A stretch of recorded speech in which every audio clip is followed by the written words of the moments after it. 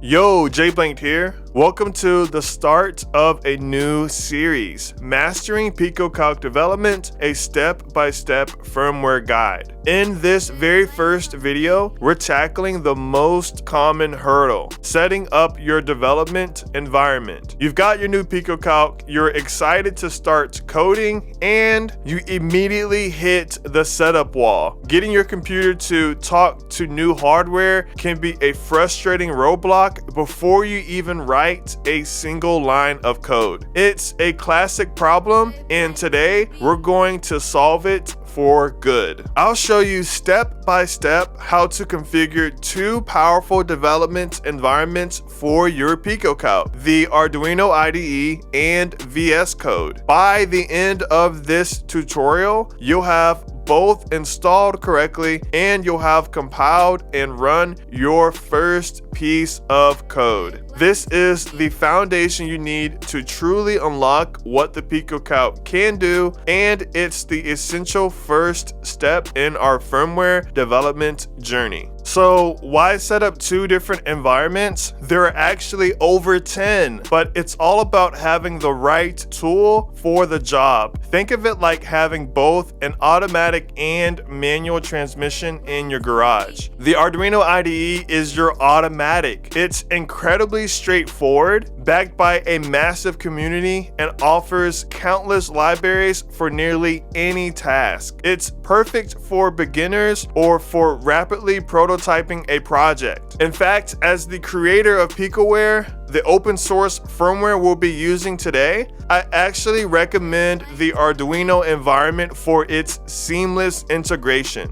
Then you have VS Code with the C and C++ SDK. This is your manual transmission. It's a professional grade editor that gives you far more control, superior debugging capabilities, and the power needed for highly complex projects. By setting up both now, you'll be prepared for any project you can imagine. Let's begin with the Arduino IDE. The setup for PicoWare is very specific, so follow these steps carefully to get everything working perfectly. First, download the Arduino IDE from the official site.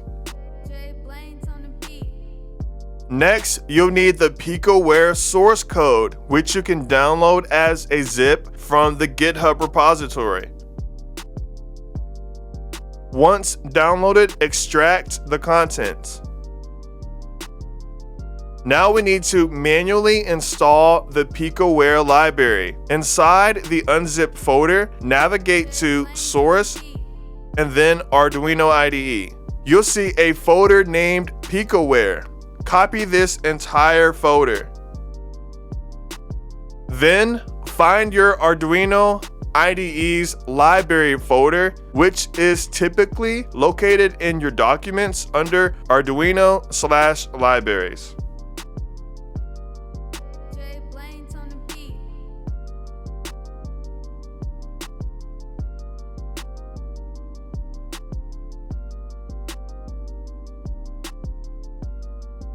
Paste the copied PicoWare folder there.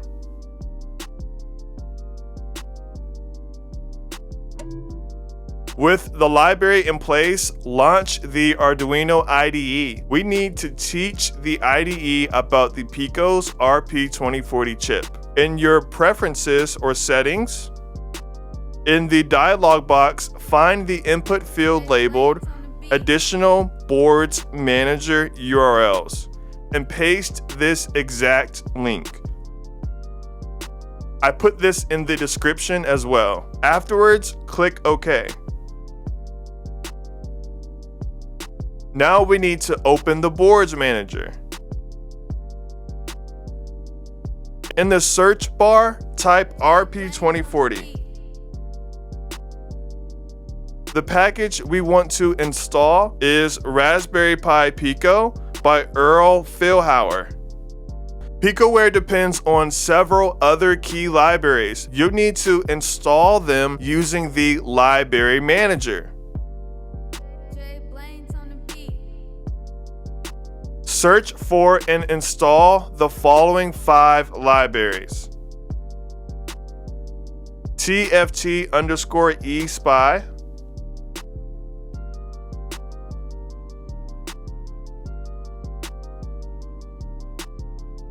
Pico DVI,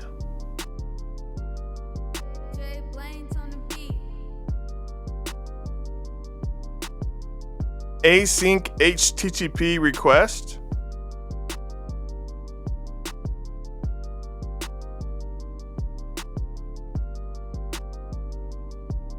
Arduino JSON,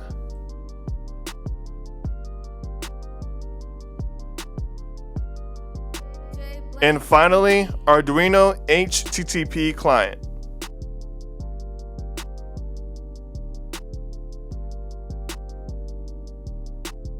The next step is critical for the PicoCalc screen to work correctly. Close the Arduino IDE and navigate to your Arduino's libraries folder and open the TFT_eSpy directory you just installed. Find the user_setup.h and open it in a text editor or VS Code. You must replace its entire content with a specific configuration for the PicoCalc's display driver, pins, and fonts.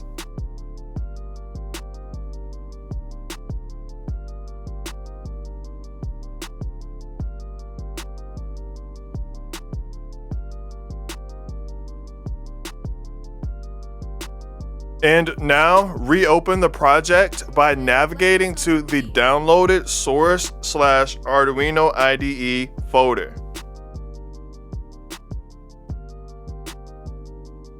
Now double-click the Arduino IDE.eno file. Before uploading, look for line 13. You have to change the board configuration to match your hardware, such as PicoCalc config Pico for a Raspberry Pi Pico, or PicoCalc config Pico W for the Pico W version, or in my case, PicoCalc config Pico 2W for the Raspberry Pi Pico 2W. We're almost there. In order to select your board, we need to first put the Pico into bootloader mode. Hold down the boot button on your Pico while plugging in a micro USB cable. And then click Unknown UF2 board. In the search bar, search Raspberry, and then click your Pico type.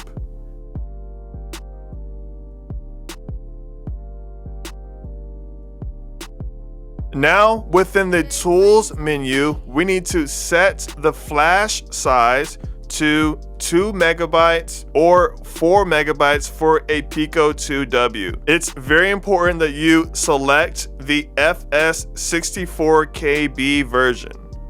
And now back in the Tools menu, set the CPU speed to 200 megahertz. And then lastly, if you're using a Pico W, change the IP/Bluetooth stack to IPv4 plus Bluetooth. And now you're all set. You can upload or you can compile a UF2 file.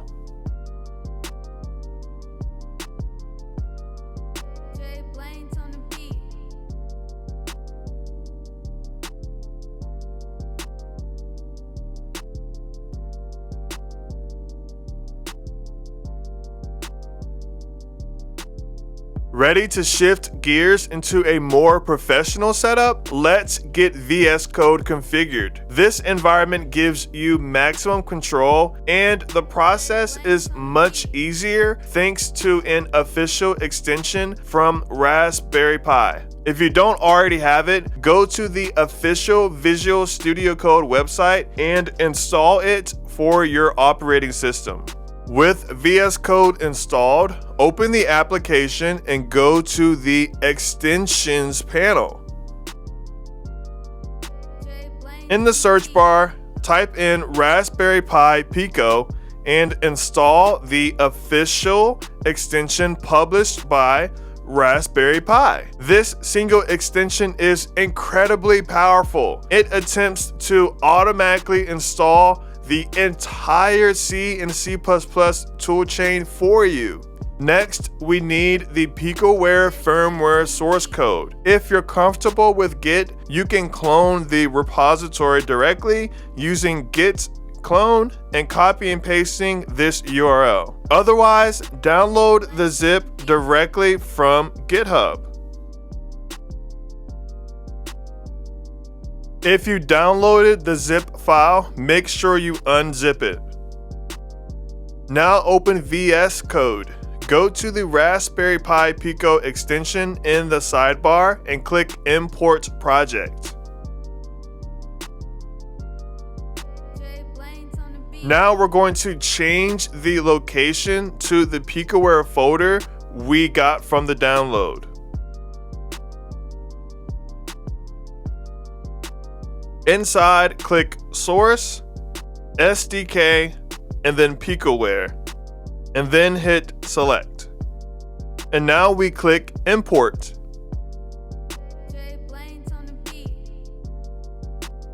For the kit, select Pico.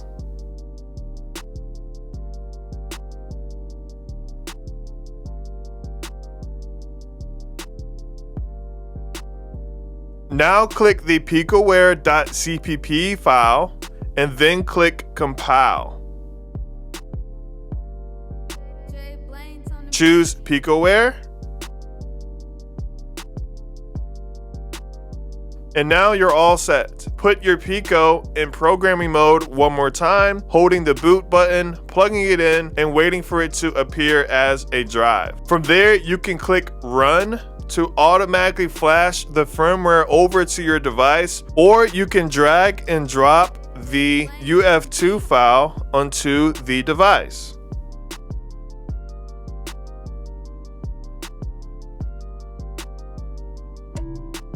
And that's it. You have successfully conquered the setup for both the Arduino IDE and Visual Studio Code. You now have a solid foundation to start creating amazing things with your PicoCalc. If this guide was helpful, please leave the thumbs up button. It truly supports the channel. And be sure to subscribe and ring the bell so you don't miss the next video in our Mastering PicoCalc development series, where we'll make edits to the PicoWare source code. To recap, the Arduino IDE is your go-to for quick and easy projects, while VS Code provides the power and control needed for more complex development. We've successfully installed and configured both environments and even deployed code to the device. The hardest part is officially over. The path to programming your PicoCalc is now clear. The community around this hardware is fantastic, so if you ever get stuck, don't hesitate to reach out on the PicoWare forums or Discord. Your journey into firmware development starts now. I'm JBlanked. Thanks for watching.